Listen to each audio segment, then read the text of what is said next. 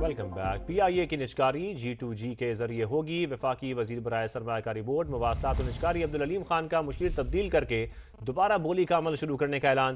قائمہ کمیٹی کو بریفنگ میں کہا نجکاری سے پہلے سرکاری اداروں کو تمام خساروں سے پاک کر کے پرکشش بنانا ہوگا۔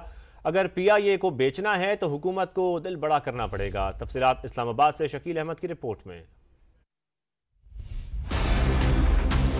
سینٹ کی قائمہ کمیٹی نجکاری کے اجلاس میں پی آئی اے کی نجکاری میں خریداروں کی عدم دلچسپی کا معاملہ اور بینچ مارک سے کئی گنا کم بولی آنے کی وجوہات زیر بحث آئیں۔ وفاقی وزیر برائے سرمایہ کاری بورڈ مواصلات اور نجکاری عبدالعلیم خان نے لگی لپٹی رکھے بغیر تمام تفصیلات کمیٹی کے سامنے رکھ دی۔ بتایا پی آئی اے کی نجکاری کا عمل میرے وزارت سنبھالنے سے قبل شروع ہوا۔ پی آئی اے کے مجموعی نقصانات 830 ارب روپے کے تھے۔ 623 ارب روپے ہولڈ کو کمپنی میں پارک کیے گئے۔ 200 ارب روپے پی آئی اے کے ذمے تھے۔ نجکاری کے وقت بھی قومی ایئر لائن کا 45 ارب روپے کا خسارہ تھا، جسے پہلے ختم کرنے کا کہا لیکن بات نہیں سنی گئی۔ نجکاری کے لیے درخواستیں مانگی تو خواہش مند پارٹیاں سامنے آئیں۔ ایک دفعہ نجکاری کا عمل شروع ہو جائے تو تبدیل نہیں کر سکتے۔